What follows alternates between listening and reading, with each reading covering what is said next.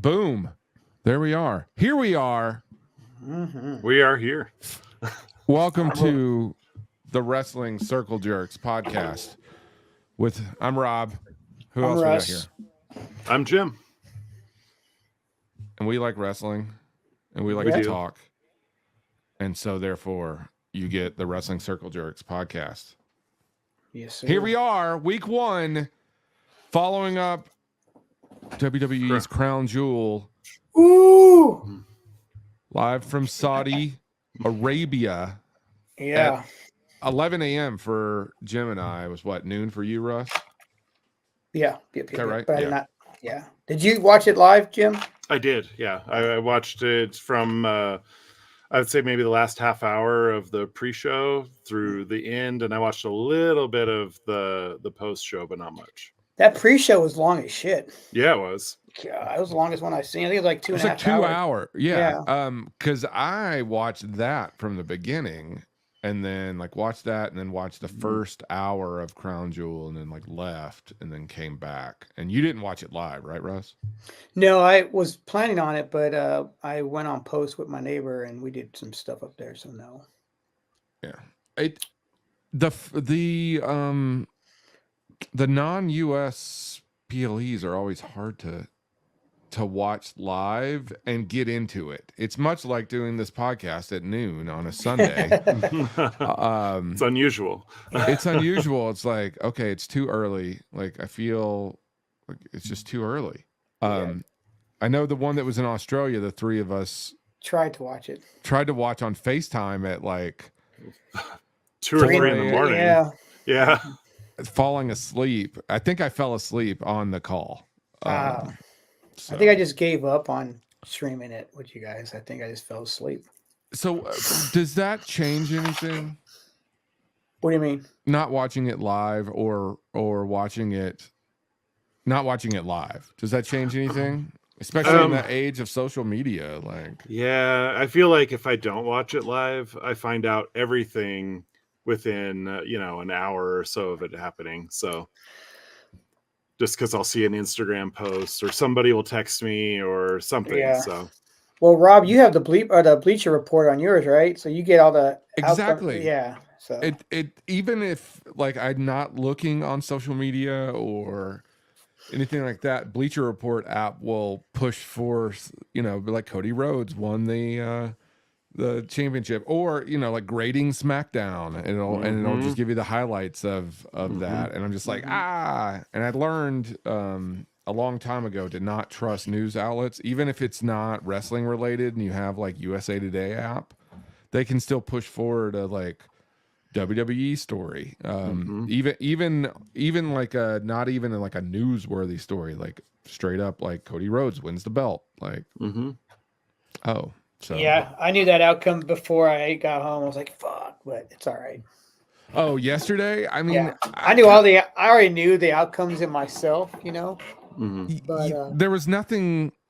The only, we'll break down each match, but I don't think there was anything out of the ordinary. And usually with those Saudi, does anything really happen? King of the Ring was in Saudi, right? Yes, it was last year. Yeah. Or wait, was that even last year? That was this year. That was this year. That's where that's where Nia Jax won, right? Was that a different King of the Ring though? Wasn't that wasn't there 2 different King of the Rings last year? I'm thinking of Royal Rumble. The world's greatest Royal Rumble. That was who was the Braun Strowman won, right? Yeah. But who and he wears that belt all the time. No, what's the guy's name? The Steiner. Titus O'Neil. Oh, Titus O'Neil. When he comes running down the ramp and he slides, right under the ring. It's instant meme. Yeah. Great. So, but that was a couple of years ago, I think. Yeah. That was 2017, 2018, something like that. That was when they had the Undertaker and Goldberg. Was that one? Yeah. No, I thought it was Undertaker and Kane. Versus DX. They reunited, the worst match in history. God. Yeah, it's pretty rough. Now, money doesn't always help. That was the first super King or Super Royal Rumble, right? That was the first one they had. and they had it like the what's the guy's name in charge of it all? The king or whatever. He had like a list of wrestlers he wanted to have, and he wanted like dead wrestlers, right? Yeah, but he didn't know they were dead. Like he wanted like Yokozuna and the Warrior. But so they had to find these lookalikes. So they got like this sumo wrestler guy to be like Yokozuna's kind of look like. So he had to find all these fake characters. I've not ever watched it like that. I've never I've fast forwarded it and saw like the last part, but I've not watched the 50. It was 50 men, right? I think so. Because what's the normal one? 30, and then they try to do 40, and 40 was just too much. Too long, yeah.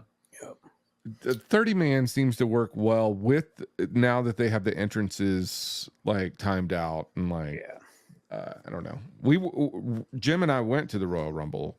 We were there in January. So, which speaking of, let's talk a little bit about like how we got into wrestling. Like, let's start there before we dive into this week's. Let's give the people some background. Sounds good. Russ, you're the oldest. You're the elder of the group, and the shortest and prettiest. I like that last part there. I think my first experience with wrestling was in probably like 82, 83. You know, Hogan. Because on the West Coast, I really didn't have WCW or whatever you guys had out this way. I just had WWE. I would watch, you know, the matches with my stepdad on Saturday morning. You know. Can say WWF, Russ. We're not gonna. You're not gonna get in trouble. I didn't even think about it. But I would only watch like Saturday mornings. You know, they would have like the little Saturday morning, and then you had like a. Was that on USA at the time? Oh, I couldn't tell you. I don't know. Yeah, not sure. Yeah, but that's how I did, and I would watch, you know, Hulk Hogan's wrestling cartoon show. You know, he had, and then when I moved to Germany, I really got into it a lot more because my mom worked at a video store, so she would bring home all the VHS of all the old WrestleManias, and I would just sit there and watch them all. Like, you know how they would come out with like the home video best of Roddy exactly. Yep. So that's what I watched a lot of that kind of stuff. So yeah. Jim. Yeah, well, for me, actually, it started out really similarly. I watching the Saturday morning Hulk Hogan's Rockin' Wrestling and the cartoon, and then I think it would transition into matches in the afternoon. And I remember starting out that way, and then I had some friends that were also into it, and we'd watch it pretty regularly. We'd play the crap out of those games, you know, like the WrestleMania 2000 and all of those things, or the Wrestling Superstars one where it was like the beat 'em up where you hit each other and all the little objects would fall out. And then later I'd go on to photograph professional wrestlers, so do promo shots and stuff like that.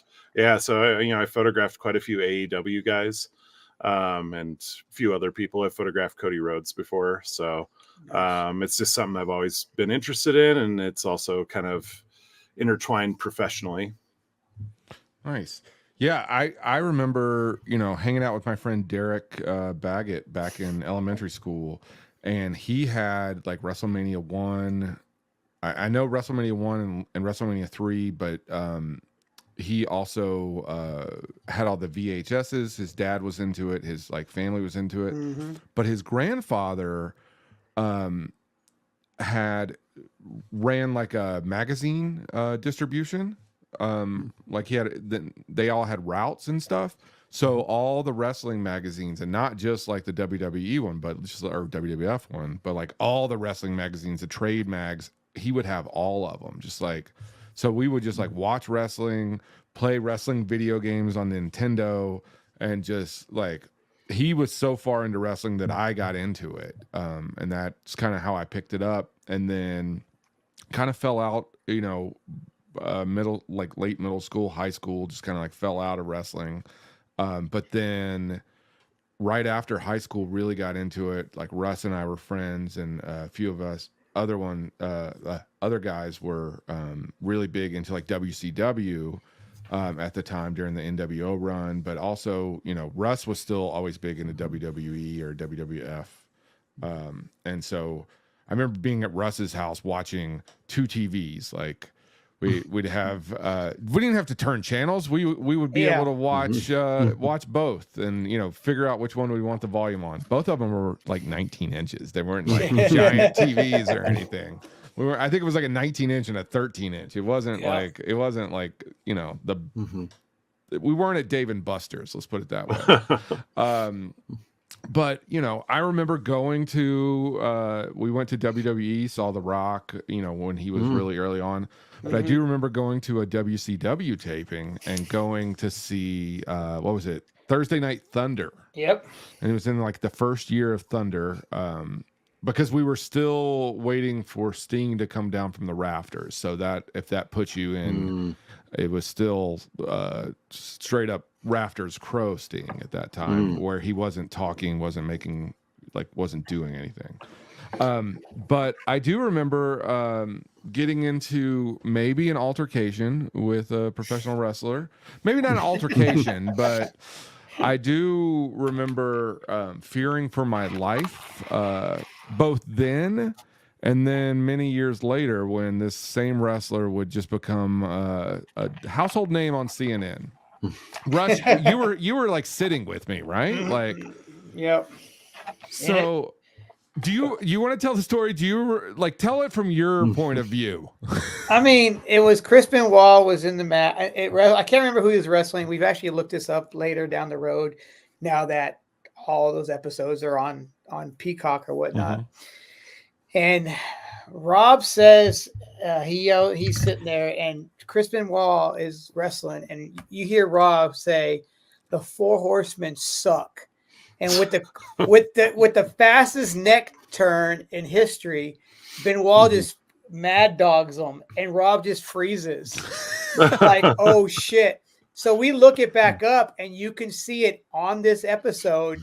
He's wrestling, all of a sudden he turns his head, and I'm like, that was the moment when Robb said the Four Horsemen suck. Oh, man. Got killed. It was like May 8th, 1997, somewhere around there. If you look, like May 97, and then Thunder in Nashville, Tennessee.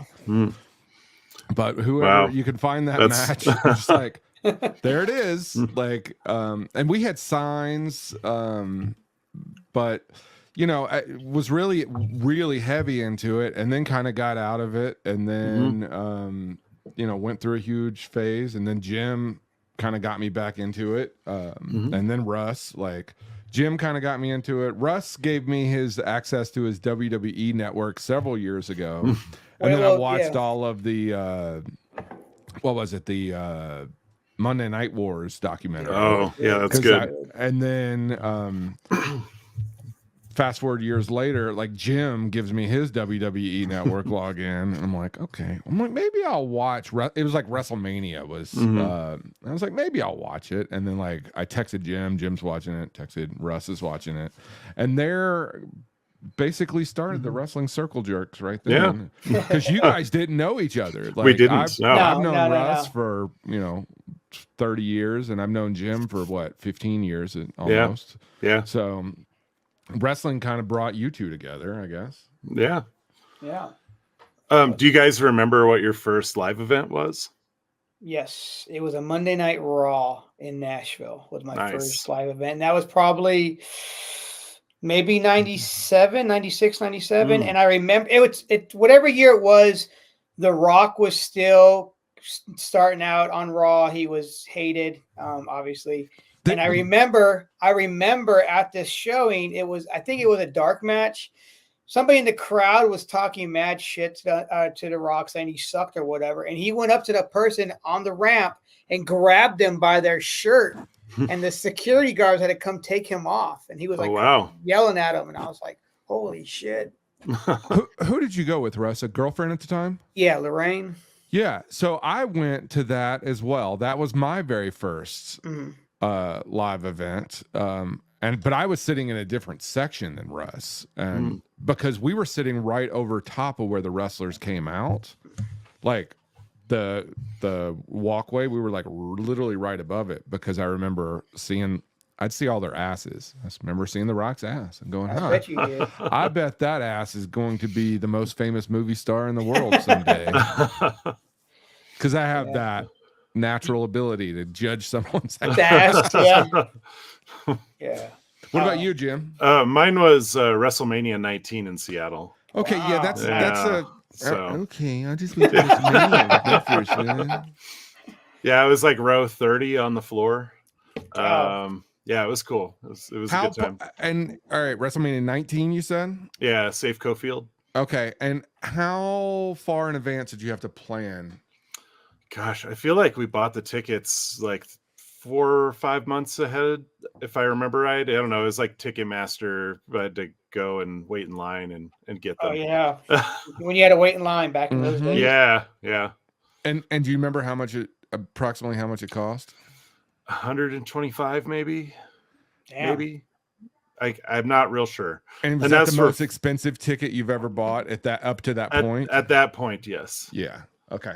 Yeah. I went with 2 other friends, and the seats were all wired together, and it was very narrow. So, Who headlined that? that was the one where Hulk Hogan and Vince McMahon were there, Brock Lesnar and Kurt Angle were were the last match. Wait, that was the last match? Kurt Angle and Brock Lesnar? Yeah, and then there was Chris Jericho and Shawn Michaels, and was it The Rock and Stone Cold, I think? Yeah, it was. We looked this up. Yeah, Limp Bizkit was. Limp Bizkit was there. Oh, is that one? Okay, yeah. Yeah, he played out the Undertaker in the rolling. Yep. John Cena came out and rapped. Oh. So, that was. I mean, that's a fucking good first entry right there. Yeah, I mean, I'd watched it on TV for years. That was the first time I was like, I got a job. I'm buying a ticket. We're doing this thing. Nice. Nice. I mean, that's kind of the only reason we went to Royal Rumble this year. It just happened to be in Tampa, which both of us used to live in. My parents live close, and we had a job that was going to send us close. And so we just were like, well, let's just stay. Yeah. So Worked out. We got to go to we went to what? Raw. We went to so I guess it was Saturday we went to the Royal Rumble. Sunday you and I went to the Undertaker one dead man show. Yeah. He was alive though. I just want to point out he was completely alive. How was that? It was awesome. Yeah, it was good. Yeah. The worst part about it was the fans. Yeah. Pretty much. Because he asked, he lets it, it's kind of like a Kevin Smith thing where he just lets you ask questions. And there were some weird questions. There was just some bad questions to the point where one guy lost his smile. Yeah. One of the audience guys pulled out and then Undertaker's like, man, what are you doing here? Like, I don't know what to tell you. I dressed up in my underwear, Yeah. And then someone else was like, of all your friends that died, who do you miss the most? What the fuck? I was like, yeah. What? Whoa. Yeah. So, who was it Midian that was there? Yeah, Midian was there. Oh, nice. He's a chef now. Yeah. So, it was awesome. I would go see that again and again. I mean, essentially that's what became the podcast. So that podcast is really good. Yeah. Almost too good. And we can go into that later if we have time, but too good for one person. And Jim knows who I'm talking about. And I sure you do too, Russ. But let's get back to, let's talk about Crown Jewel. Let's break it down. Let's talk about what we saw. All right. Russ and Jim have notes. All I got to start off by saying is, I feel like, first off, does anyone really care about Crown Jewels? And second off, for as short as it was, there was way too many rushed matches. I think all those matches were rushed. It's like right when you think it's getting good, it's like 1, 2, 3. It's like, oh, damn, Yeah, and you remember when Triple H brought out the belt? And you could tell that the crowd there was just totally not interested in having these special belts, the champion versus champion. Like, And it's just because you're talking about back in the day. Yeah, I'm talking about a couple weeks ago. Okay. A few weeks ago when he started talking about it, and you could tell that the crowd was audibly not interested in the Saudi Arabia shows for who knows how. I mean, there's a lot of reasons why you might not be interested in it. So, so yeah, it's a thing that exists now, though. Yeah. And if you want to see those belts, you have to go to Saudi Arabia to the vault. That's the best part. The best part. These may I show the belts? Yeah. Well, do you want to show the belts now, or do you want to talk about the matches? So just in case somebody. Yeah. So not everybody's going to be watching this too. So yeah, true. Here's something too, real quick. They have this WrestleMania experience in Saudi Arabia. How many fucking people really go to Saudi Arabia for a vacation to go see the WWE experience? Well, how many people are in Saudi Arabia? A fuck ton. I'm sure there's a lot. Yeah, I don't know.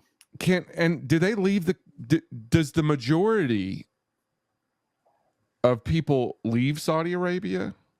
I don't know. I don't think so. Like, if they're going on vacation, they're staying local, right? I'm not sure. But the distribution of wealth is crazy over there, right? Yeah. Well, there's a term for Saudi Arabia is bringing in a lot of different types of sports organizations into Saudi Arabia, and they call that sports washing. So there's I think there's a golf organization and a soccer organization and WWE, and it's all about improving the reputation of Saudi Arabia. Okay. What is their reputation to you prior to WWE, Jim? Tell me what you thought about Saudi Arabia prior to the WWE. I can't really say I've thought much about it, honestly, but I know that there's some controversy with dealing with journalists and things like that. So, like unaliving them? Is that what you're talking about, Jim? Kinda. Yeah. Okay. Yeah, I don't know that the maybe it's not. Is it for us though? I guess it's not. Is it not for us? I don't know. Yeah. I don't know. It's interesting because on one hand, it's really kind of cool that I like these characters, and then some dude across the country and in another country, he likes these characters as well, and we share this bond. Totally cool. But at the same time, is it being force-fed to them? I don't know. It seemed like a lot of. I don't understand how just bringing them in. Were they already WWE fans and then now they have it? I think so. Okay. It seemed like a lot of the people were into it. I mean, the crowd. I have several notes about the crowd, really being loud. They sang all of Randy Orton's songs. Oh, that was from start to finish. They know Cody Rhodes. all Cody Rhodes words, and they do. I just really thought do. it was just there was just a bunch of noise, and then it just said "whoa." I didn't know that there were actual words in that song. No, they know them all, and there was in English. English, yeah, and there were all kinds of chants that the crowd was really into it. So I don't think that there's. I mean, I'm glad that they're finding enjoyment out of it and stuff because I do, and that's cool. It just feels weird knowing some of the other things about Saudi Arabia and. Yeah, I don't really have an opinion. I mean, but I also don't know that every single person in Saudi Arabia feels the same way that what I assume. I mean, also too, WWE is making me a more tolerant human being, is what I'm saying. I'm kidding. I don't. A lot of those people do speak really well English over there, though. Their English level is pretty well. But. Yes, Russ, they do speak really well English over there, way better than you. But I think that part of Saudi Arabia where they're at isn't really, a bad part of Saudi Arabia. I mean, no, it's the rich part, the rich part, right? Well, they showed a picture 20 years ago what that place looked like, and it was nothing there. And now 20 years later, they show, obviously the timelines of the area, and it's like, holy shit. It's all oil money, right? Oh, yeah. The majority. Sure. Yeah. Okay. I can say I'm not up on my Saudi Arabia history. But I did find it interesting that like Corey Graves is hawking the like go to like, hey, it's open till tomorrow. Go to the Crown Jewel gift store inside the you got really good the stuff. WWE stuff to get your limited edition. Only you can get it here merchandise. I'm like, okay, but I guess at the same time that maybe that's how everyone else feels when they're doing it in the United States, or when they do it in Tampa. I assume they probably said go to the Bucks Stadium because that's where we ended up going. For Royal Rumble, and we're just like, I guess normally I wouldn't even bat an eye, but it just seemed really out of place. Like, bro, I'm not gonna go there today to get Well, the one in Tampa, Hulk Hogan did a whole thing about a tourist video for Tampa Bay. So I think that's just standard. Yeah, it just felt weird. Well, maybe Corey Graves got a commission off how many people come out there. They're like, yeah, Corey Graves sent me. Yeah, I want my 10% discount because it cost me $20,000 to get there today. Can you even obviously not now, but like yesterday, if we were to do this as soon as originally we were going to do this right after, but all three of us couldn't sync up. If we were to be like, oh, I really want that limited edition t-shirt.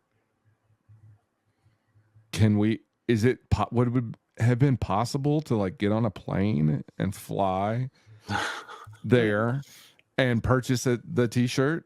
Like, because it was only open until a certain point on Sunday. Well, how far is the flight? I'm going to say 20 hours. It would take you 20 hours to get there. Yeah, we would have missed it by like an hour probably. Okay. And I have no you would have got out there like shaking the door open.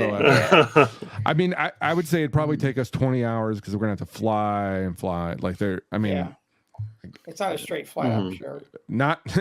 Not that any of us can afford. Southwest don't fly there, so it's got some points. What should we can pull them together? All right, Crown Jewel. Start us off. Tell us. Did you see on the pre-show when then they were showing that stupid belt?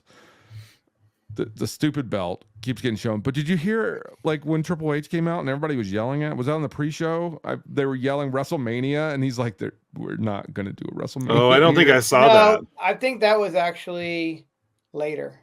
I think that was in when they were giving the belts out. No. Oh. Yeah, I don't remember. I thought it was the pre-show, but it doesn't matter. Yeah. I just was like, I thought for a second, I was like, are they going to do? I was like, no, there's no way they're going to do a WrestleMania there. I was thinking about that. It's like, would they be able to sell that out? Because that's what the arena that they're in. Yes, they could sell that out. So that's where they would do it at. So it's nothing big. It's just that's the same arena that all their events are done at. It's not that huge. No, I don't think the selling it out. I don't think that like we would have WWE would have no problem selling out London, 110,000 Wembley Stadium or whatever, 130,000, whatever. They would have no problem selling out any of that. It's not the selling out. Just think about how much money that they're going to have to sink in to just travel alone. Because you're not just bringing the active roster. You're bringing an active roster. You're bringing all the legends. Like they're bringing in tons of people. Because that's a week's worth of fucking wrestling. Exactly. Yeah. They do all those like events and those meet and greets and everything. Yeah. And then you got to find somebody to build your set over there. Yeah. I would say the artisans over there with WWE, they're no problem. They don't logistically, as far as like building the set, getting everything right. I would say it's probably like they've got top notch people, but WWE doesn't skimp anymore on. Well, I heard that the Elimination Chamber. I believe if I read it right, they actually built that here in the States, and then they flew it or boated it to Australia. Oh, really? Yeah, I believe that probably makes sense. I mean, Disneyland Paris. My friend Paul built a bunch of that stuff. They built it in Nashville or in Franklin and then flew it out there or probably boated it or something. Here's something that it's the same way. Well, it's not at Saudi because Saudi was inside, but all the new PLE setups are damn near the same. They got it's like a pavilion they build now. It's like a pavilion with the big pillars, and then they got the ring in the middle, and that's what all their PLEs look like now. Yeah, that's the U2 effect. I think U2 was the first. No, I'm being serious. Like U2 was the first band to do that. And they can integrate a lot of technology and show a lot of stuff, and have a lot of cameras up there too. So I think it might be U2's fault. What happened to the ear cams? Oh, there was a couple ref cams. Yeah, there were a couple. Yeah, I didn't notice. Yeah, I noticed a few, particularly on the last match. All right, well, let's talk about these matches. Let's talk about the matches. Sorry. So, first match, Bloodline versus Bloodline. First off, before we go in, who did you guys have going? Who did you have on those matches? You know, I had a feeling that the current Bloodline was going to win, just because it's the push for Survivor Series. It's a push for something. Yeah, there's a lot more to do with that. And I mean, that was like Cody, Cody and Seth losing night one, against it's a build. Who had that being the first match? Not me. I thought it was going to be much later in it. And, because it was first, I was a little surprised. Then it took 20 minutes for all the entrances before it even started. I was watching the clock. The new Bloodline got an entrance, and then Roman Reigns with Jimmy Uso. They put his name in little tiny fonts underneath Roman Reigns, which I was just like, man, that's kind of sucks when you're all equal. Yeah. Who? And then Jay gets an amazing pop. Oh, sure. Who? Okay, all right. Just like going into 2024, who would have thought you're seeing Roman Reigns go off TV for forever? What feels like forever. I mean, it was. Everyone who hated Roman Reigns, me included, I was like over Roman Reigns. It was like, it wasn't a hate, but I was just like, if he goes away and never comes back, I don't care. Like, because the documentary came out like 2 nights before, and he's like, if I lose, I'm going away and never coming back, or whatever. All right. He comes back. Everyone in the world who's a wrestling fan who knows anything about Roman Reigns is like, oh my God, it's about time he's back. For sure. I missed him so much. Me included. Because because the Solo situation, you're like, oh, fuck, we can't have Solo no more. We got to have Roman back. All right. So, like, there's that. Like, playing with your emotions. Now he's a good guy. But who ever would have thought Roman Reigns 2024, he's going to open a PLE, not close it. He's going to open a PLE. And he's not getting the last intro on a match? Winning? Winning, or winning. Yes, or winning. But when I was like, wait, where's Jay? Because I was like, oh, is Jay just going to be sitting down there? That's literally, how sometimes they just like magically someone's already in the ring? I thought that's what was going to happen. No.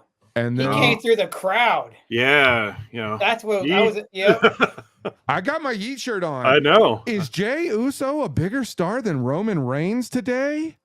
Maybe. I think it's just because of the hypeness, man. It's the way he. I mean, no, I just didn't. I would have never seen him not getting the final intro and him opening a show. And the losing thing, it builds the story, and I'm okay with long-term storytelling. I just didn't see those things coming.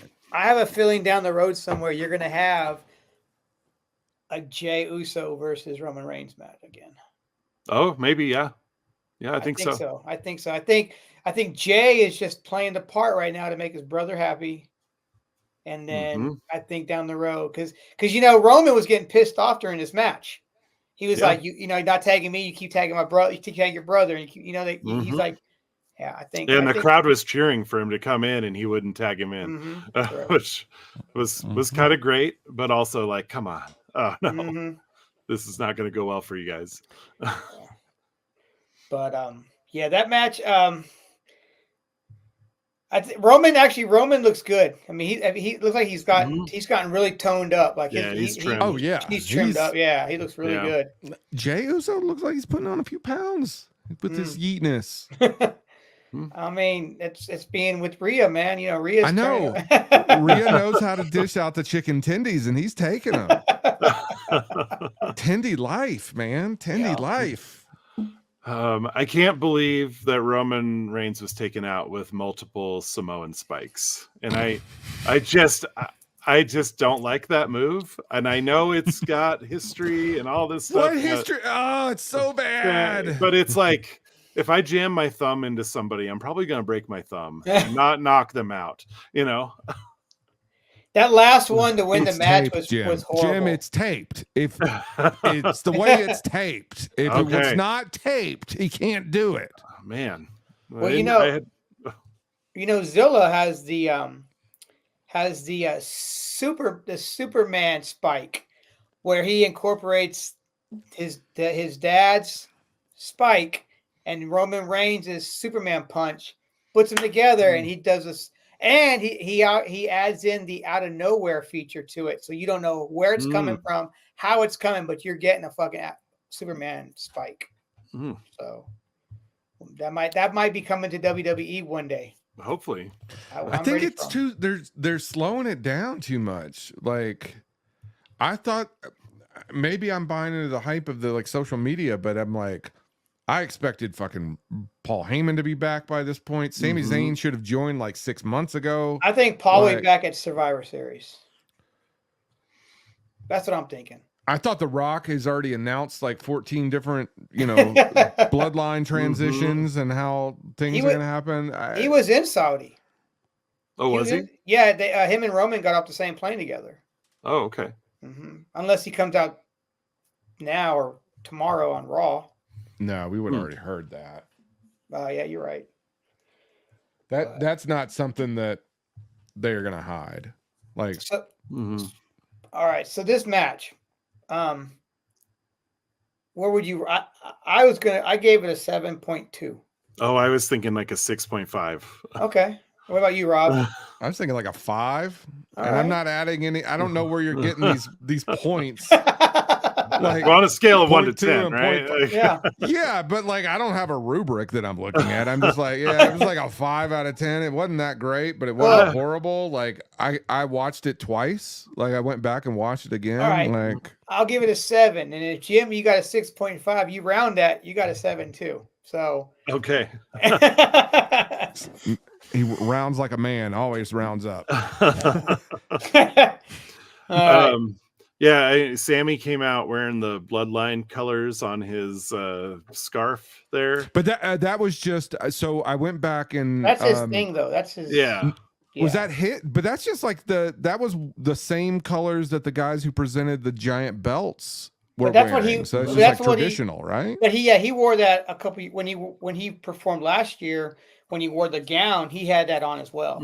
Okay. So I think that's like a traditional. Now this is since Jim and you and I were I was talking to you about it. Like, okay. Because I was trying to figure out what the hell it was. I was like, But he takes Roman out with a haluva kick by accident, right? Isn't that what happened at the end?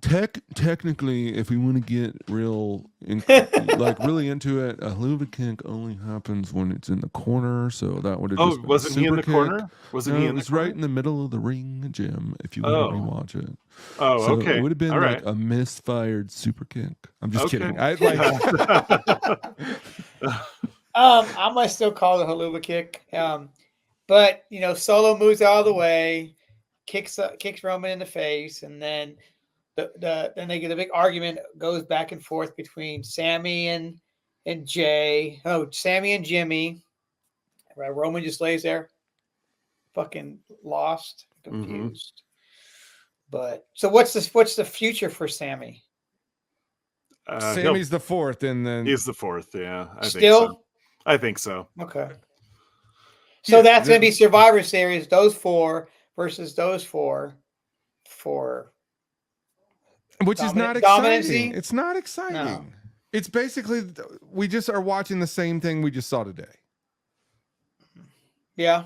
There has to be some other elements. Like It's not exciting.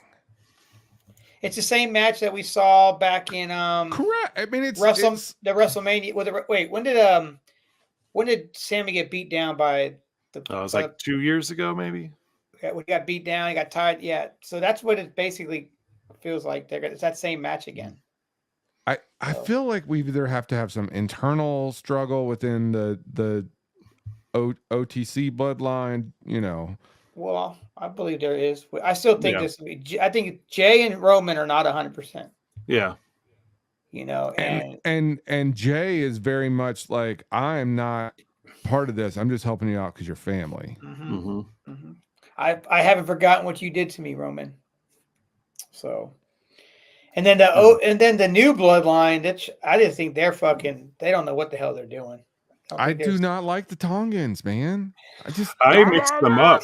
I mix them up all the time. I was like, well, wait, is this Tama Tongan or Tongaloa? Like, which one is in right now? Yeah. Well, Tongaloa doesn't. He's injured, right? Didn't he get like an eye or something? Yeah, he was out on this one. Yeah. And I feel like they were talking which about, has got to be fake because like if you're the tribal chief, do you really need to even wrestle? Like that seems to be. Like you're right. Well, it seems to be like Solo would just have everyone do his bidding. He's not. Well, he kind of still does until they get down. Because like you see him, he's over there. He's like, take him out, and then he'll get back out, get back in the corner, and then when they're down and out, he's like, oh, I got to come in and get my boys, and then he gets, does little. Spike, I do think Jacob Fatu is pretty impressive, though. Oh, he's a beast, man. Yeah, but he's fast. He's fast. I don't think they've let him do his full potential yet. Because if you see what he's done, what he did on the Indies, he has so much more potential.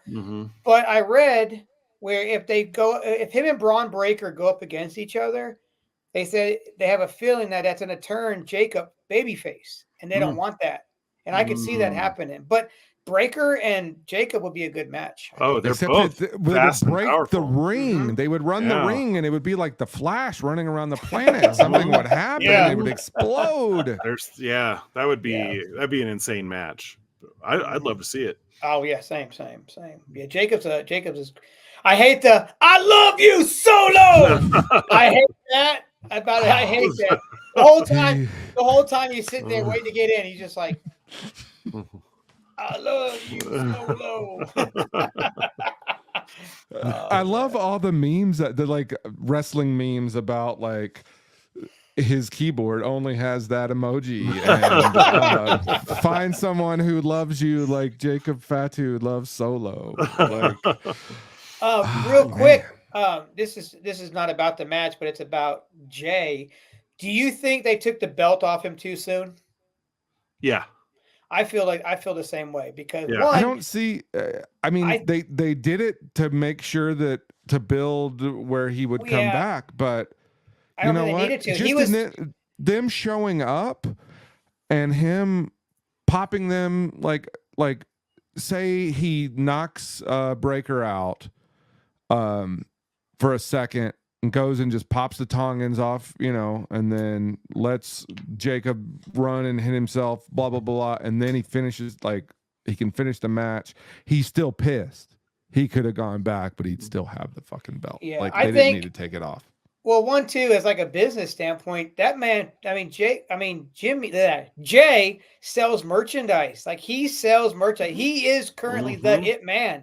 Yeah. And they take that belt off him. It's just like, what are you doing? This man is selling product for you guys. He's still going to sell product, but he is that man that everybody was like, oh, that, I think they should have kept it on him till at least Survivor Series or something. I think you got to give him a better belt now. Yeah, I went on the shop yesterday, and they're selling the foam yeet hands. They're selling the pink and glasses, beanie, the glasses, all of that stuff. Yeah. If he gets an undisputed championship belt in the future, and it's got yeet on it or something like that, that'll sell a ton of like replicas and stuff. I think out of like the top 10, I think the top 10 merchandise, like last month, I think he was like he had 6 spots in the top 10 merchandise. Yeah, it's like all the variations of the yeet shirt, and then the yeet bills, and then Yeet face City with yeet. Like it's the glasses, Yeah. I've got like 3 or 4 yeet shirts myself. So I wore a yeet shirt yesterday while I was watching it. That's pretty yeet. Yeet it up. Does anyone have a no yeet shirt? You have a no yeet shirt, right, Rob? No, I don't have a no yeet shirt. I have the censored one where remember they had to go back Yeah. and they blurred That it. was yep. Yeah, it's a I good got one. that one. Why were they trying to get rid of the yeet for that 1 week? They were getting Somebody else had the it was a copyright. It was a rapper, right? Some like No, it was a wrestler. It was a wrestler. It was that's what indie wrestler. Yeah. And so they just had settled. to, they gave him probably $100,000 because I would say they probably just drop him off $100,000 real quick. And at that point, you don't know where it's going to go, and you take your $100,000 and you walk off. Because guess what? If he would have said, "I want $1 million," they would have just walked. If he would have said it, I'm just throwing my guesses. I, by the way, have no actual knowledge of this, but I bet $100,000, and that dude's probably like, okay, and now he's probably like, oh, I could have held out. You know what? It wouldn't have worked. Yeah. The Yeet shirt is the new Austin 316 shirt. Yep, totally. Because like I said, you got or even the new Brock Lesnar shirt when Brock Lesnar did Suplex Cities everywhere. That Yeet shirt is the new shirt. Yeah. So. Well, should we go on to the next match? Yes. After I get my Yeet Riyadh shirt. Ooh, you got to go there and get it though. All right, what was the next match?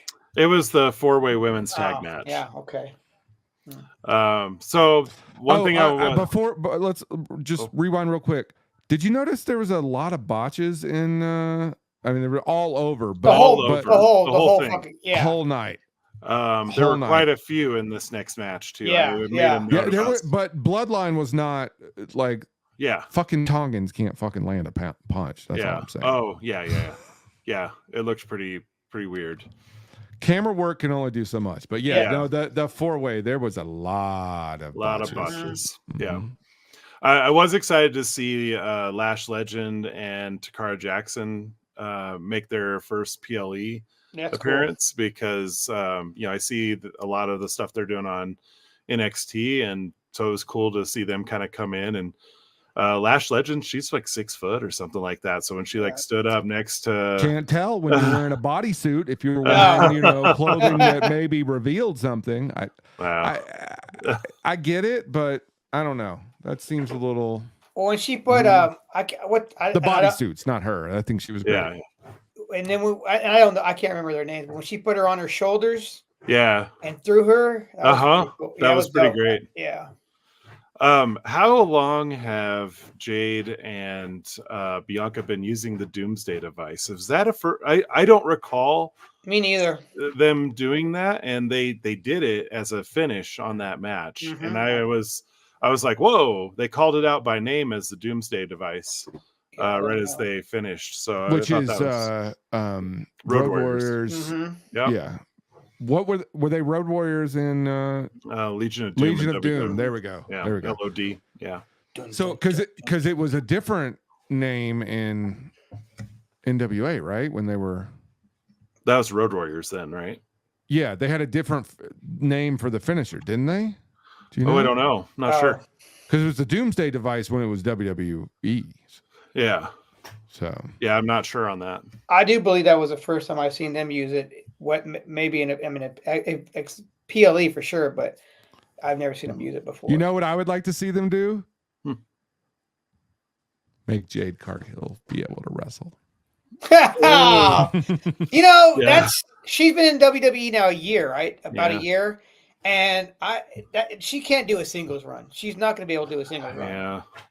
And Cody and Cody's wife are the ones who trained her in AEW, correct? That they trained her. Mm-hmm.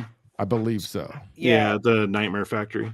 Yeah, but she was what was she before? There's a gymnast or a bodybuilder. Bodybuilder. Yeah, she's not that great of a wrestler, and I feel like if they ever get separated, she's just going to fall under the side there. She's not going to be nothing. Well, they tried to give her a singles push real quick, like from the Royal Rumble, and then everyone was just like, "Oh." And but she had a decent run in AEW, right? Yeah, but that's not saying much. Well, I know, but I just wonder what why it's so different. She had that belt for 2 years, right? In AEW, Right. she had the belt for 2 years, and then when she dropped the belt, she was in WWE 2 weeks later. Yeah.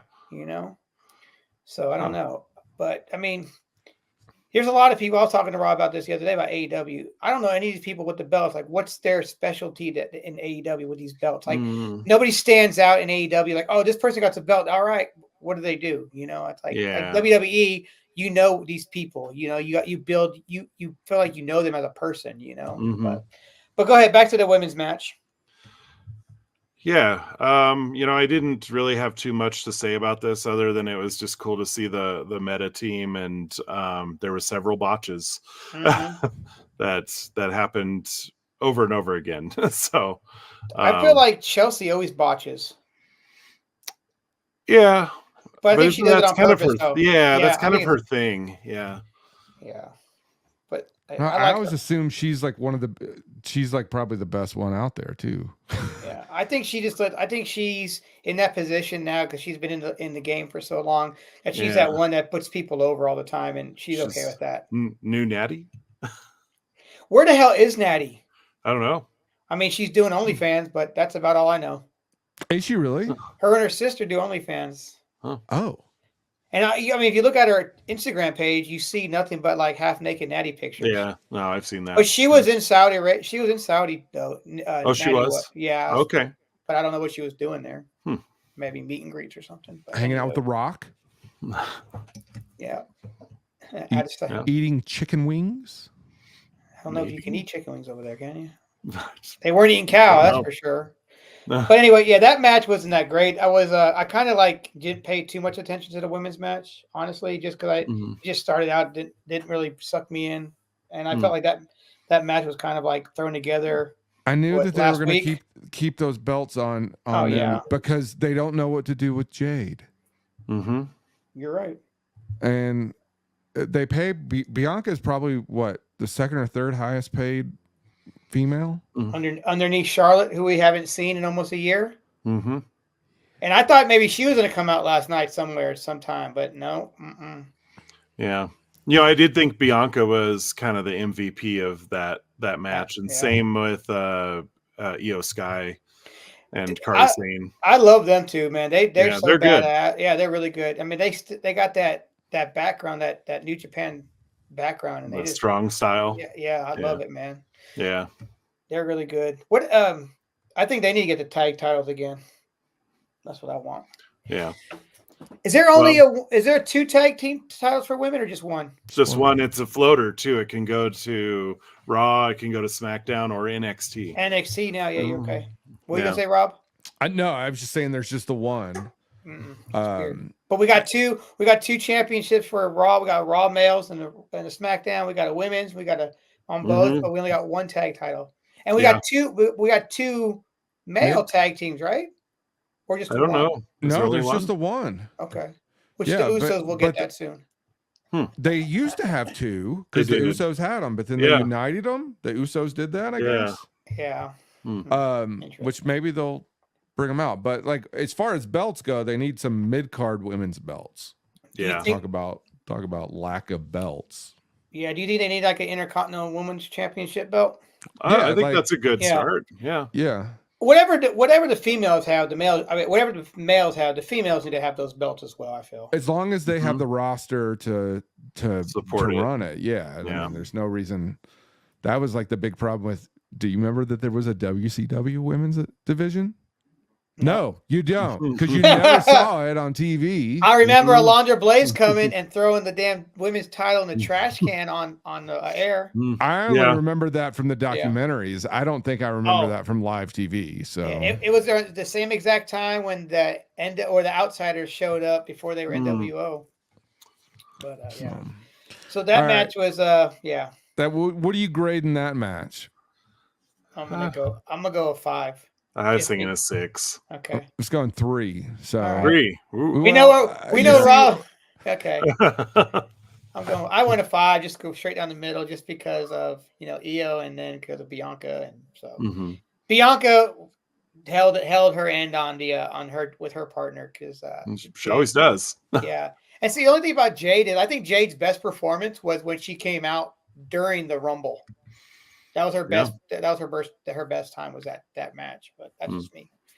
All right, next match. Go, Jim. Oh, it was Seth and Bronson Reed. Seth Rollins and Bronson Reed. Yeah. That match. This is the match that I did not think I would like. I felt like it should have been longer. Yeah. I enjoyed it quite well. I think that I would like to see another match between these two. Obviously, we knew who was going to win the match, but I wish I would like to have seen if Bronson Reed would have actually won. I would like to have seen that one just to get But I enjoy the match. The whole match just stands out to me. I think it was from start to finish a flawless match. Was there any botches that you saw in that?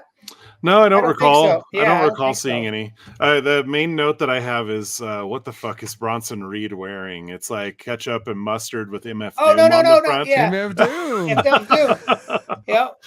So maybe he likes hot dogs and MF Doom and he put them together. That's kind of what that was what I was drawing my conclusion to, is he just really likes condiments. So and Jim MF was Doom. focused on that, and I'm just like, okay, yeah. I was trying to respond to Jim about the MF Doom thing, but I'm like, how do I tell Jim that I'm just fascinated that Seth Rollins is wearing a pair of footwear that I too own?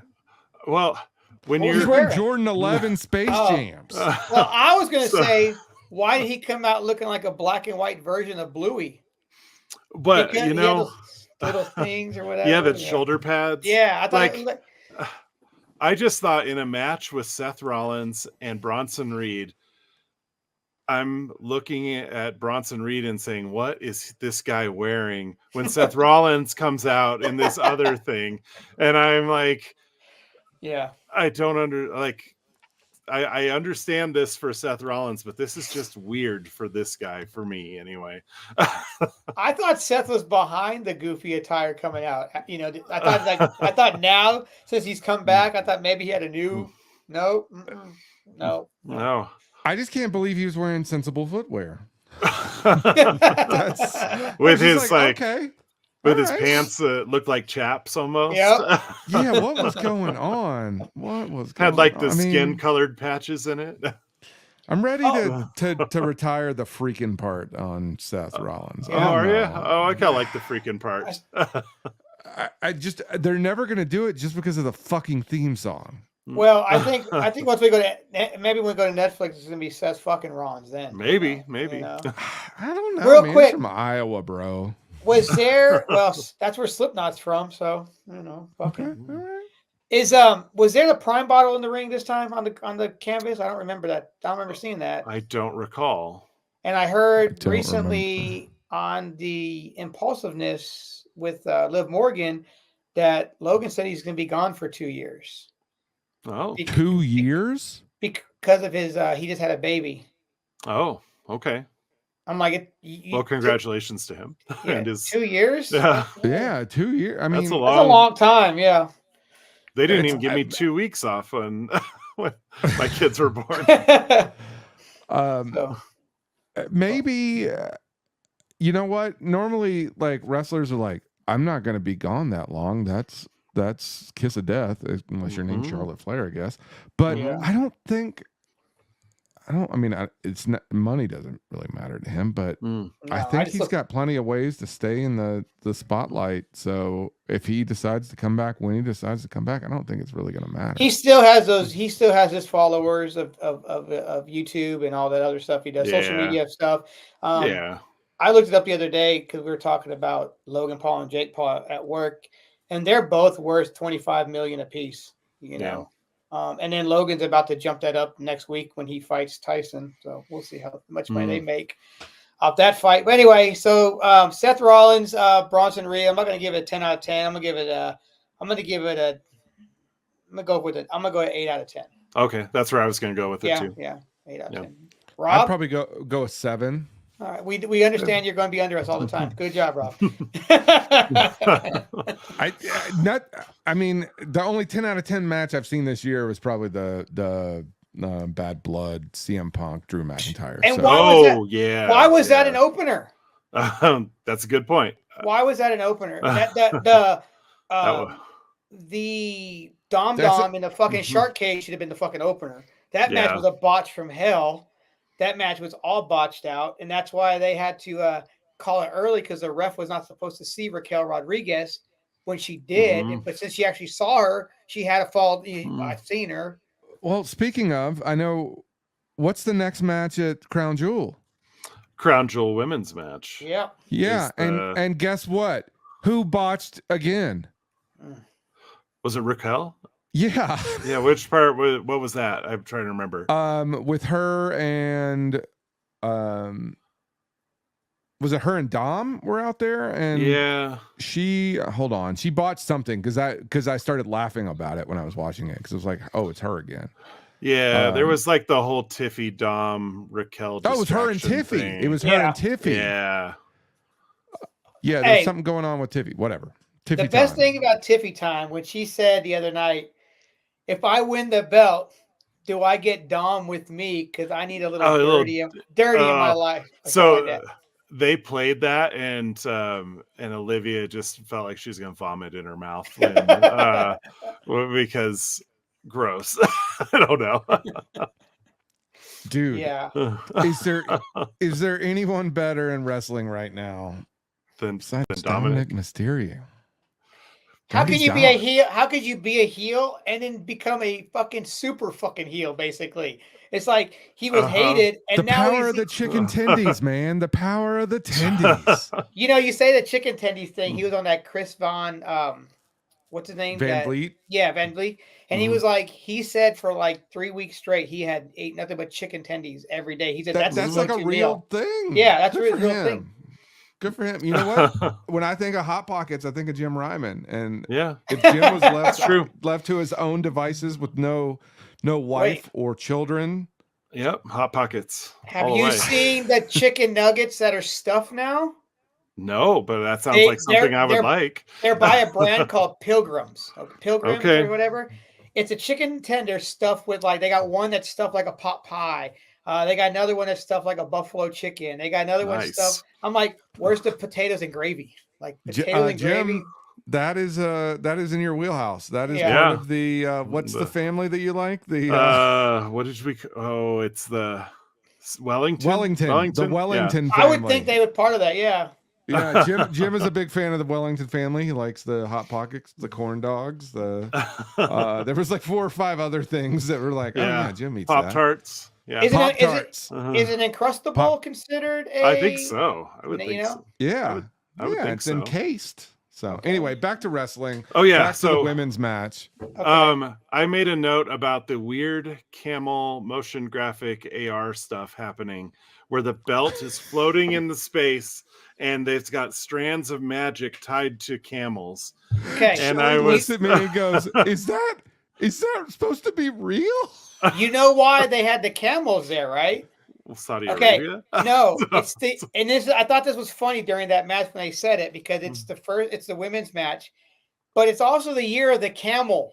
Oh, that's right. So I'm like, year of the Michael camel. Cole did say that. Yeah, camel women's match, camel toe match. Yeah, that's what I was going with that one. But okay, yeah, it's a year of the camel. Well, they did bring it out for the male match as well. So okay. Yeah, but I was just like, camels. What is that? Like, that's just for us. The people in the audience don't see that, and it's just like, okay, weird. when this match was over, because that was a horrible fucking ending of the match, by the way, because it was botched. It was just a bad. Look, let's be realistic. Nia Jax versus tiny ass Liv. Yeah, but why is that match not over in 30 seconds? Yeah, why did she punt her like you should be able to punt Chucky from fucking Child's Play? But anywho, I like Liv Morgan. But let's I do too. Oh yeah, I mean, I have no she's great. And I kind of like Nia Jax too. I like Nia Jax. I like them both. Yeah. When Nia Jax came back, I was happy she came back. She was not even gone a year. Like, she got let go, and then she just focused on her personnel, whatever. And then she came back, and I was happy she came back. I thought she was just a one-off, but then after Royal Rumble, it was say that she had signed a 3-year contract or something. But I am waiting for Tiffy to finally turn on her, and they said Tiffy. The thing is, I want Tiffy to win the belt. Yeah. From who? From Nia? So that's the thing. I don't think she can do it. I just don't see anybody but Rhea Ripley taking that belt off Nia. Yeah. I just don't see anyone strong enough. But Rhea's out because she has a broken orbital socket now. Is that real? Yeah, I think it is. Yeah. Did she get it from something else? No, I think it's from that backstage scene. Yeah. I had just turned on NXT at that point because I'll watch it like through TikTok because people stream them live on their phone on TikTok. So I'll watch it. I turned it on right at that point. I'm like, oh, what the fuck are they doing there? And then they bring the cameras over and she's laying it. And her face looked messed up. Yeah. It's like, but maybe they were supposed to kayfabe injure her and then they actually injured her. Maybe it was botched, you know? But, you know. Raquel. She's the new Ridge Holland. But yeah, I don't know, man. I was thinking maybe she would show up, but her presence on social media has been really quiet the last few days too. So I don't know. Maybe her husband is taking some time off of AEW, so she's maybe they're spending some time together with her real life injury. But no, I felt like Triple H just popped up out of nowhere when that match was over. It's like, was he under the ring waiting to come out? He did just kind of show up. And, whoop, and the belt was there. And then it's like, oh, shit. And Liv Morgan is the best, like, ugly crier. You know, she's just like. Oh, yeah. You know, what's his name? Dave Metzinger. What is his name? The Dirt Rags. Yeah. And he used to write for WWE. Oh, yes. He's always like, I don't understand why they know what's going to happen when they know they're winning, but they're going to cry about it. Like, and everyone's like, it's because it's part of the fucking story. You know, like, okay, I won this belt. You know, you got to show, like, he's such a dick, but you know, it is what it is. But that whole thing with the belt, it's like they didn't really discuss what they're supposed to do when they get it, because they're like, Hunter is like taking her and dragging her, just around. Holding her, yeah. Like, are you guys? Hold on, are you guys both drinking squirts? No, I've got Mountain Dew Infinite. Okay, Squirt. I knew Jim had squirt. Okay, yeah, Mountain Dew. Because I was going to say something like Jim got some squirt, but then you had that. I was like, oh, okay, all right. Respect on the squirt. But no, it's like he was dragging her around like she was a little kid. Like, all right, turn. Yeah, it's like, come with me. And then you have like the king or whatever he is with her, and then you got the two women behind them that don't know what they're doing, like they're two giggling Asian girls, like floating around. So that's where I realized that those guys have the same clothing as Sami Zayn. Yeah. But yeah, I mean, I think she deserved that belt that nobody really cares about. I'm sure. Yeah, she doesn't get to keep it.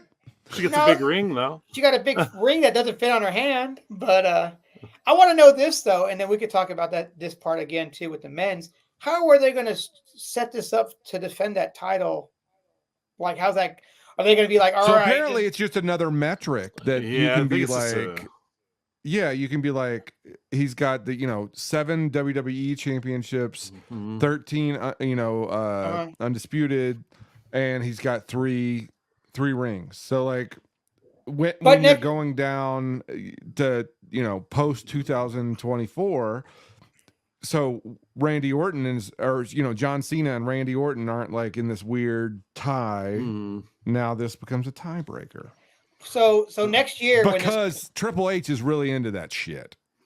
Well, what I was getting though is like next year, does Liv have to defend this title, or is it going to be two more people that got to fight for it? I think it's whoever the two champions. I don't think it's. Oh, okay, that makes sense. Then. Okay. So if she's still champion, then she would go back for it. But okay, that makes sense there. Okay. Yeah, I think it's just champion versus champion, whoever those people are, and there's no like carrying it around or defending it. I think you just get it's like a Super Bowl ring. I mean, you couldn't carry that belt around anyway. That belt, you need a whole nother suitcase for that. Well, they need like 3 people to carry each one of them. Yeah, you're right. And then a guy has to inspect it. Yeah, and then somebody has to stand there, and you have to stand there the whole time and watch the belt because somebody might steal it. I don't think anyone can steal that belt because it looks heavy. So okay.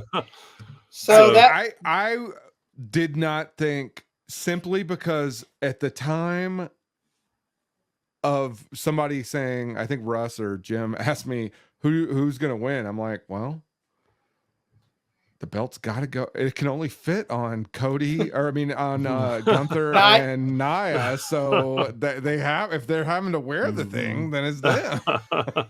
I don't think it would have fit around Nia though, because I don't think she can wear any belt. I don't think she wears that belt at all, unless I think she always has to carry it. But that match though, I'm gonna give it a 7 out of 10. I think that's fair. Wow. Yeah. I think that's high. You think it's 5. high? Okay. Yeah, I'll go 5. We already know you're going below us every time, Rob. Yeah, but I was on the fence between 4 and 5. Okay. I didn't think it was that good. There were some moments. There were a lot of really cool reversals, I thought. Yeah. But I would like to see Nia treat her more like a ragdoll sometimes. That'd be kind of cool. Mm-hmm. I want to see when Nia officially joins the bloodline. The bloodline? Is that a new one? The bloodline. Blood. Well, which bloodline would she join? That's a good question. I think she would go. She's more human now. Tiffy has made her more human. I think she would go. Originally, she was just a monster, right? Like, if she goes any bloodline, it's gonna be whichever bloodline The Rock would be part of. I believe that's what I would say. She would be she's gonna go with The Rock. And now I do see Naomi one day coming into the bloodline. With Jimmy. Mm-hmm. She's got to get off the glow. I've never liked the glow. I never care for because I'm not a fan of the glow. I'm not a fan of her anymore. I felt like she was better in TNA, but when she came to WWE again, not so much. TNA is where I think she was better. She thrived there. Yeah. Yeah. There's some wrestlers I feel like are better in NXT than they are on the main roster. Mm-hmm. Oh, very much so. Like Trick Williams, if he comes to the main roster, I don't know if he'll be as good on the main roster as he is in NXT. That's just me. Because I think Mello needs to go back to the NXT. Speaking of match number 7. That's match number 6. There we did skip. Do we want to go to that, or do we want to go back to match number 5, which was Randy and Kevin Owens? Oh shit! That match. That was. Did we think that we were? I mean, that would have been. I wonder how long that match would actually happen if it was actually scheduled to happen. Because that was a pretty intense. Why did we not get that match? What they flew all the way to Saudi. They flew all the way to Saudi to not make a match. Yeah. It was just like all right, we're gonna beat each other down. It was what they did was pretty good. badass. Yeah. It was. I saw when KO. That's where my problem is. Why did they need to call the match off? What part of the storytelling? I mean, they're trying to. Was there a legit injury there? I don't know. Well, did you see what KO said on Instagram after the match was over? No. He was like, he did the whole, you asked for this. I never wanted to do this. I didn't want to hurt you, but you kept asking for it. So it's like they're setting it up for, I'm sure it's going to be a Survivor Series match. They're just setting it up. But why do they waste the time of that little era? I mean, there was some, like you said, Jim, there was some good parts that little stuff, like when he did when he climbed up the stairs and jumped on the road case and jumped off, and that was pretty badass, Yeah. The match didn't even start. So technically, the next time they get in the ring together, they're going to ring the bell, and that's going to be the match from like. Like, I like that Kevin Owens came out wearing the Cowboy Bob Orton T-shirt. He walked in the crown. He walked when he walked into the arena. He was wearing it too. It had sleeves when he came in. But then when he went out there, it was sleeveless. But he's savage. Then he's Taylor. He stunned a ref. He stunned Adam Pearce. Oh, we need to figure out this Adam Pearce and what's going on with Adam Pearce and the SmackDown GM. We're gonna get that match. What's his name? Why can't I think of his name? It's Mickey James's husband, right? Yeah. Oh gosh, I can't think of his name. I know. Right I now can see him right now. I can see Aldis. him. Aldis. Yeah, Nick Aldis. Nick Aldis. Yeah. Sorry. Because they both. I mean, were they tag team in Ring of Honor with each other? I don't know. No, one of them was TNA, right? Well, they both wrestled together on some show together. And one of them was I think Adam Pearce. Maybe Adam Pearce was tag team with CM Punk because they used to wrestle together back in Ring of Honor. Anyway, I think those two need to do a match together because they're both still in great shape. Yeah. Yeah, he stunned the hell out of fucking Adam Pearce. He's gonna get fined. Wait, Adam Pearce. Wait, is he gonna get fined by Nick Aldis or is he gonna get fined by Adam Pearce? See, that's why I think this has something to do with they're setting something up. So Nick Aldis and Nick Aldis and KO versus Adam Pearce and Randy Orton tag team match at Survivor Series. Huh? Like maybe. The whole war because games weren't they going to move one of them at some point? One of them, both... KO got moved from. I don't know. Whatever, he went to SmackDown, didn't he? But they're bouncing back and forth so much these days. I don't know where they're at. Yeah. But yeah, just notes on the match. The way that the crowd got into Randy Orton's song. Like he was milking it too, right up to the cheap shot that kind of took him out. I thought that was pretty great. Even at the press conference, did you guys watch the press conference? I missed Friday. That part. I watched it on Friday. I rewatched it Friday night, but he came out in they were at the experience. They had a little ring, and the crowd was just he's just walking all slow, and he gets in the ring, talks for a little bit, drops the mic back down, feeds back off the crowd, and then KO comes out and he goes to attack KO, and they pull him out. And KO is wearing a Bob Orton shirt then as well. It was great. But nice. No, yeah, you're right. He was milking that crowd. The crowd was into him. Oh, they were just going. Hey, talk to me. Yeah, it was great. Yeah, I like that. It's funny. What was it? What's it been the last 6 months? They finally got into his music after how many damn years? He said. Yeah. Yeah.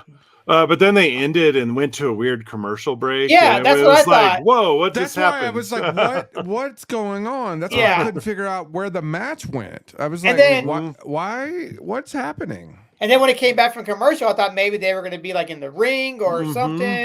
No, it's just over. Yeah. Yeah, because it was a fade to black, and then the commercial came on. It wasn't just like a cut. They faded it out. Like, obviously, it was known it was going to happen. I just didn't like it like that. But yeah. Anyway, I like that segment. I thought it was as most of the men's matches so far. That little spot right there was really well. Yeah, that was second. Yeah.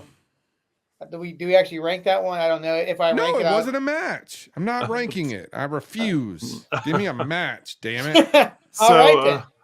Match number 6 was the triple threat with LA Knight and Carmelo Hayes and Andrade. That match, first off, it was like you blinked your eye and it was fucking over. Yes. But I'm over the Mello Andrade because I didn't give a fuck about the third match, okay? The other one's match 7, okay? This is match 8, right? No, this was 7. This was 7. This is match 6. 7 is Cody and Gunter. No. I'm talking about in the series between Mello. Oh, gotcha. Okay, it's match 7. But that's why it was a triple threat match 7. And I thought that whole beef was just dumb. Like since Andrade came back to WWE, he's been fucking around with Mello this whole time, and I don't know. I'm not. That's all Mello's done. Basically, he fought Rey Mysterio once, and then now he's trying to take out all the Mexicans, I guess, but he's not really doing it. It's whatever. They're gonna end up being a tag team. You watch. Mello and Andrade. They're gonna team up. They're gonna shake hands. They're like, all right, buddy. Okay. I had made a note that I thought this was going to be a bathroom match, and I enjoyed it more than I thought I was going to. Okay. And I think it's Did you just pee yourself? Is that what happened? No. I don't know. I didn't think I would be interested in it from the beginning. And then when I actually watched it, I was like, oh, there's actually some kind of cool moves happening here. This multi-man pin thing that kept I kept being watching attempted. That. And there was a lot of really interesting reversals, which, finalized in the blunt force trauma, the sort of double one there at the end. But I liked this match better than I thought I was going to. Yeah, I expected more from. I wish I could have seen the LA Knight do a little bit more, but it was all right. It was his birthday, so yeah. Is LA Knight notice still his belt? Huh? Did you notice his belt? No. So the leather is different. It's like custom LA Knight leather. Oh, with the LA, it's all over it. Mm-hmm. Oh, nice. That wasn't so just you knew the belt wasn't changing hands. Yeah. So how long? Like, how are you guys feeling about where LA Knight is now versus say a year ago? I think he was better. I think he was better a year ago as far as a crowd favorite. Yeah. He's lost his steam, I think. Yeah. He got the belt. He got the belt when he should have had the Too belt. late. Yeah, exactly. He got the belt when he should have had it a year ago, you know. Yeah, I agree. But he finally got it. I just think he's lost a lot of steam. Yeah. But who else could he really? Who is out there in there besides maybe Seth Rollins that he can have he could have a rivalry with? Yeah, that would be a good one, probably. I mean, even I think LA Knight and CM Punk would be good too. Mm-hmm. You know. Mm-hmm. Which did you guys miss not having CM Punk and Drew McIntyre around? They've been such a staple. You know, but CM Punk, you know what he said the other night. I don't know when I'll be back. If I remember coming back, he'll be back. Please. Yeah, he'll be back. If he stays, come back out at Survivor Series at the end again. Yeah, exactly. Yeah. No, it's not in Chicago. But if him and Drew come back out, because Drew hasn't been back out since his head's been split open. Because you got to figure they shaved a fucking mohawk into his hair because he got like I think 12 staples in the middle of his head. It's a lot of staples. Yeah. He looks like Frankenstein. Yeah, and when Rob was like, "Is that real blood or fake blood?" I'm like, I don't know. I'm gonna say fake blood maybe, but no, because there was so much of it. Well, head wounds. Yeah, and then all that adrenaline too, and he ain't gonna be back. I think maybe if we see him or CM Punk anywhere. Maybe on Saturday night they might show up. One of them will, but I think we'll get them both back in Netflix. Yeah. Cool. All right. So that match. What do you give? That match is I was gonna do a 7. That's what I was gonna say, 7 too. But Rob, you can go 5. I was gonna go 5. I just didn't feel that it was. So far, Rob's average right now is a 5 out of 10 for the whole pay-per-view. And I'm thinking me and Jim are right now, we're at a 7 out of 10 for the whole PLE. So, yeah. I mean, I enjoyed it. I enjoyed it more than I enjoyed, what was Bad Blood? No, fucking Bad Blood. I'm going to say Bad Blood.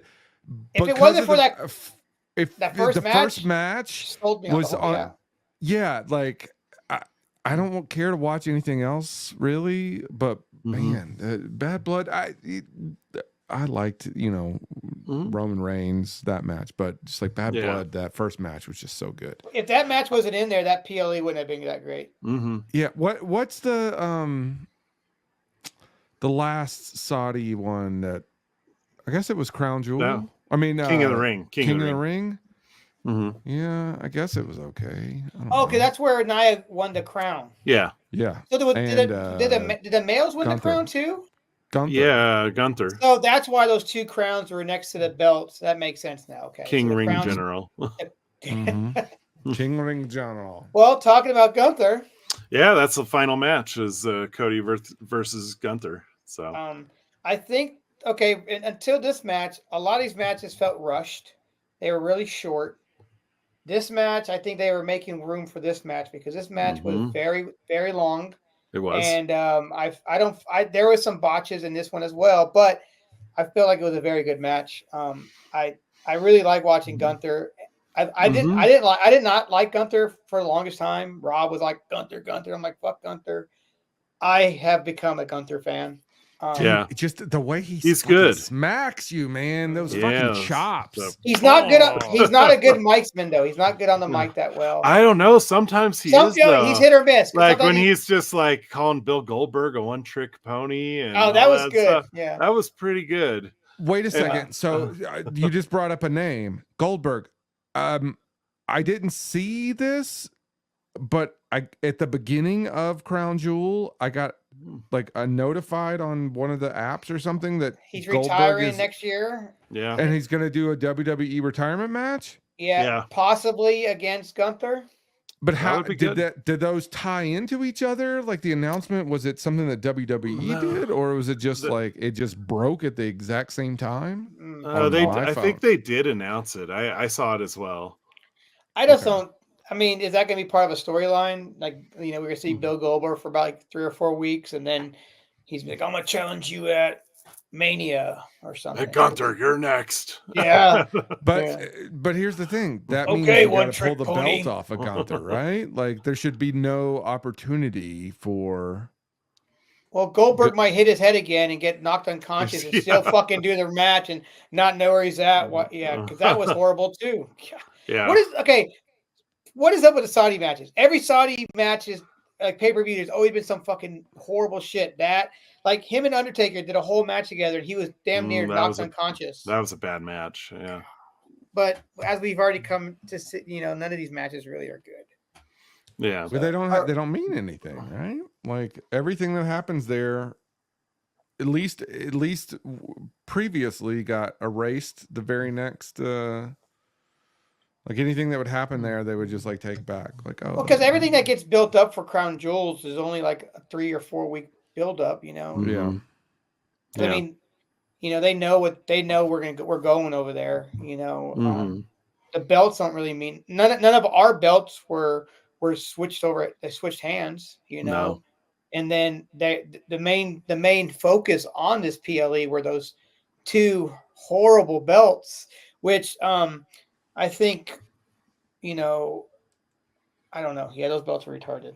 And who paid for those belts? Who paid for those belts? The Saudi Saudis. king? Yeah, totally. Saudis, yeah. So, well, just to get to it, Cody wins against Gunther in this match. There's some pretty good chops, a lot of interesting reverses.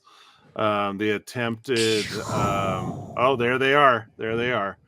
Oh my god, they're so big. Look at that. Like she can't even like put it over her like bicep. It's got to cover. I think it's wider than her and taller than her. I think so too. Yeah. Like Jesus Christ, look at that they're belt. just huge. Are you going to buy a replica? No. No. No. I'm not even going to get the team version. Do they even have are they up in the shop? I didn't look. Oh, I don't know. I didn't look. Man. Okay, them replica belts, are they made to order? Because they're like $700, $800 a piece, right? Like they're expensive. But are they No, they're $550, I think.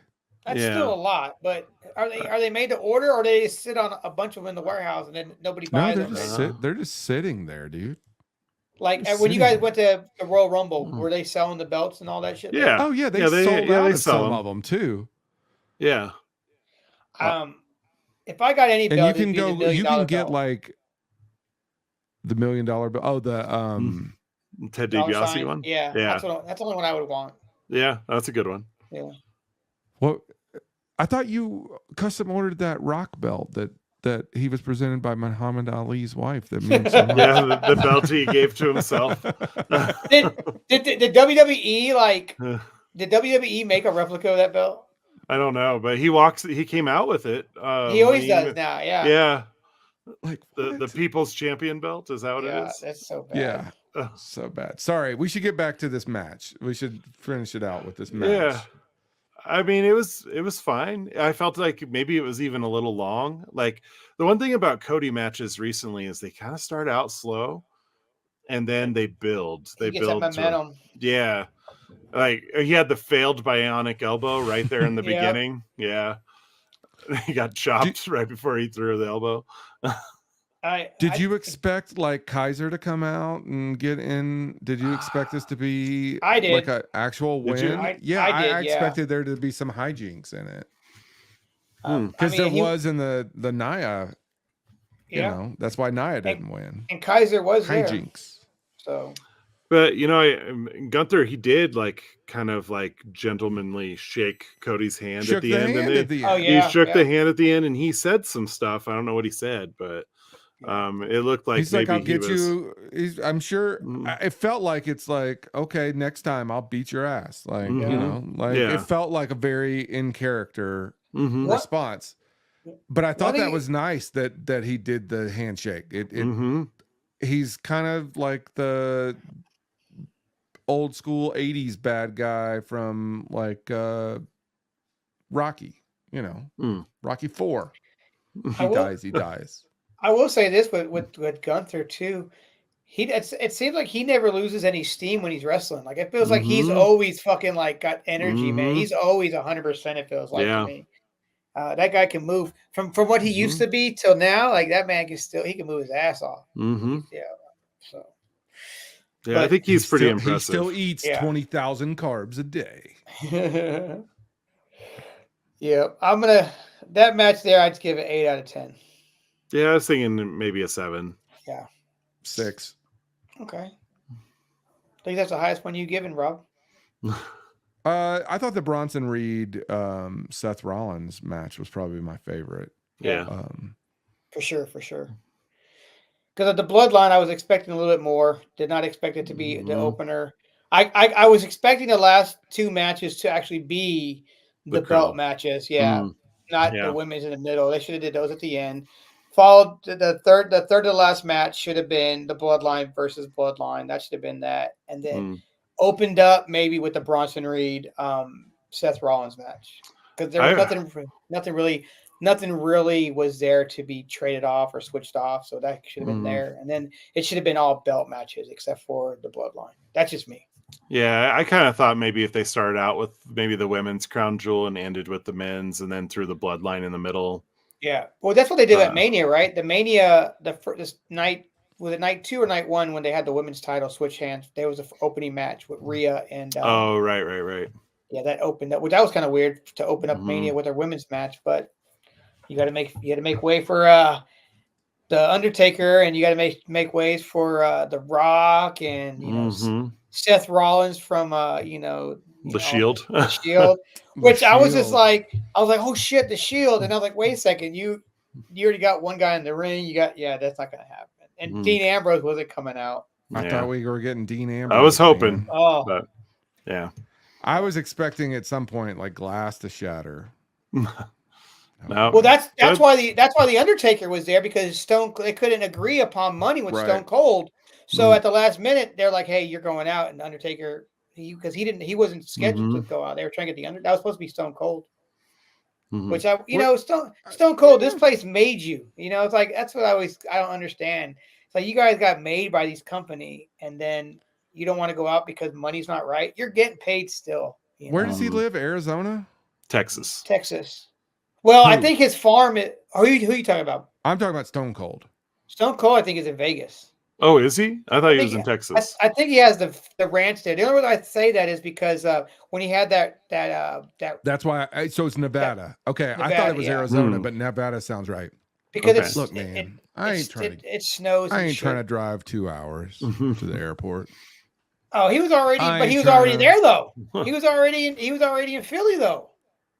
Who Stone Cold was? Yeah, he was already there. Oh, okay. Never mind. Take it back. I thought maybe he was that dude who's just like, you know what? I don't feel like going out. Unless it's, $1 million bucks. Now, of course, you notice how they just automatically said he needed to get knee replacement surgery, so he's not going to be at WrestleMania 41 in fucking Vegas. Who, Stone Cold? Yeah, they announced last week he had to get a double knee replacement or one knee replacement or something. I don't know if I need any vanity match show-ups. I don't need any cameos. When is ECW Arena? Wednesday? You mean? Oh, because they're not doing it on obviously Election Day, which I want to watch that. That's gonna be good. But you guys have bowling. We do, yeah, but catch it afterwards. Because Bubba Ray is coming out. He's tagging with Trick Williams. So that's gonna be kind of cool. So I wonder if Bubba Ray is signed a WWE contract. Like Legends one? Is he already a Legends contract? Oh, I have no idea. I don't know either. He's Hall of Fame. But doesn't mean you have a contract though. Right. And then he's TNA. Well, yeah, TNA, NXT. Yeah, that makes sense. They got their TNA and NXT lateral maneuvers. Which is funny because what's that dude's name? AJ Styles? No, not AJ Styles. I got the initials wrong. Dude that was on NXT and then now he's in TNA. What the He's the one who did like all the wrestling shows on, like he did the treasure show. He'd go look for the treasures. Oh, the dollar guy? Yeah, him. Ugh. But he was NXT. Then he went to TNA. I'm like, now he's just gonna pop back up in NXT again because of TNA. He has a belt. Now he has a belt in TNA. You know. But so yeah, these crown jewel belts are just pretty interesting. The whole ceremony at the end. Did you not watch the ceremony at the end, Rob? I didn't. You didn't either. What happened was it's like so Cody gets out of the ring. He's about to stand up on the edge, and then the little logo pops up, and then the post show part pops up, and he's up there on the thing. He gets out, and then him and Liv get in a golf cart, and they're fucking speeding down to go to the experience section. You got golf carts, you got people running, people directing like where to go. They get out and they gotta wait. They get directed to their little thing, and then they go to the vaults, and they do the vault ceremony where they trade the belts for their rings, and they put the vaults in there. Triple H puts them in, and Liv kisses it and puts it in there, and then they go to Cody. And he's done something his dad's never done before, win a belt on another continent, Okay. All right. Yeah. Okay. Yeah. Then that got all like, Cody wasn't crying as much as Liv was crying. Liv got pretty emotional from what I understand. Yeah. That part, especially over there, she was. I think she probably got emotional because she's like, fuck, I could have got fired 6 months ago because she got popped with weed, right? Like that was like already 6 ago. months ago. Yeah, about a year ago. Yeah. Okay. It's before the Royal Rumble for sure. Yeah, because it was when she was injured, I think, and she was she was actually going through rehab. She was in Tampa though, right? Yeah, because the next day she shows up at the performance center, and she's like, they're like, just show up to work, don't say nothing to nobody, just go on with your training, and but apparently what she said was true. It was not hers. It was somebody that was in her car, and it got dismissed. But okay, yeah, good for her. But do you get a drug test in WCW or WWE now? Performance enhancing, but yeah, I don't think weed would be. No, because it's fucking prescribed for everything. Damn it! I got to wrestle Nia Jax. Give me some weed. It's weed. So Raw this week, it's already taped. I'm gonna watch it tomorrow night, but I always get weird like watching these pre-taped ones because I know here's the thing. I know it's predetermined. I know everything somebody already knows. Well, what's going to be the big thing tomorrow night? I don't know. They're going to announce some stupid feud, but here's the thing. Like if it already exists on the internet, I'm not as interested. Yeah, I'll still. I already knew what happened on SmackDown, but I still watched it because, SmackDown last week, they're like, "Oh, dark matches," and somebody's like, "No, that's actually next week's SmackDown." Yeah, they just recorded both of them. Yeah, they changed their clothes real quick. The Usos changed their clothes and then did the fake entrances. That's the best part. Yep. Yeah. Oh yeah, I love the fake entrances when they're at the same building, but they like come from different angles now. I love the fake entrances in general because I think they're hilarious. Like Roman or Seth Rollins came out of the supply elevator, or like who uses supply elevator? I guess I Seth would. Rollins, I would. But yeah. Anyway, all right, gents. that was a good pay-per-view. I guess not. Was not. Yeah, it was fine. I enjoyed it. Was fine. But it was what I expected. It doesn't mean anything. It doesn't like they didn't move really the bloodline story. It just kind of prolonged it. I guess maybe that's where, because we get so infrequent Roman Reigns these days. Well, we won't see Roman Reigns tomorrow. No, we won't see Roman Reigns. Will we see him on SmackDown? Maybe. I know we'll see. We'll probably get both Usos on Monday. Okay. I think so. Yeah. So you think we'll get Paul Heyman at Survivor Series? That's what I say. I actually was expecting him possibly to come out. I'm thinking Survivor Series, you know. All right. But hell, Survivor Series is so now we're building towards Survivor Series. So we'll get some announcement tonight, or I mean tomorrow night, that's being taped today, about what is going to happen in Survivor Series, right? and that's in what 2 weeks? That's about 2 weeks away. 3 weeks? It's the end of the month, right? Yeah. Is it? Yeah. Oh, it's the like same. The 30th or something. Okay. And where's that going to be? Where's it located at? I don't know if that's the actual date. Vancouver? I know it's Vancouver. It is Vancouver. Okay. Yeah. Yeah, Vancouver, BC. So maybe Natty will be and there. then two weeks later, we get Saturday night's main event. That's like the PLE style content for December. I wonder how many people. Now we're gonna probably get some legends that come out to that. Yeah. Oh, I was right. November 30th is the Survivor Series. Okay. Wait. Nice. Wait. Somebody said. The body event. Jesse the Body is going to be commentary on the Saturday night main event. Oh, that'd be cool. Yeah, because a couple weeks ago when he came out, they squashed their beef. They all shook hands and made up. Mm-hmm. And just so for nostalgia reasons, they're going to have Jesse the Body do the be one, maybe not commentating, but be somebody talking backstage. But yeah, that Saturday night main event is going to be on December 14th. Okay. So and then after that, nothing really goes on to the end of the year because probably I think Royal Rumble after that. Yeah, because I know the last 2 weeks. Oh, what about day one? Are they going to do a day one this year? No, it'll be day 6. Day 6.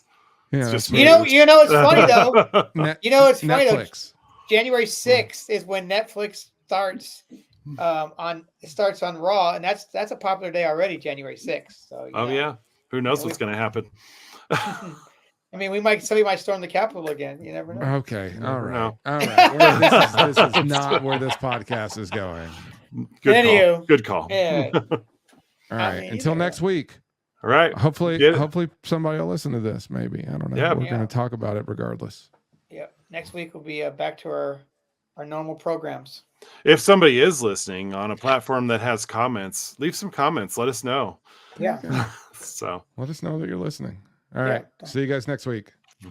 All right. Later. Later. Bye.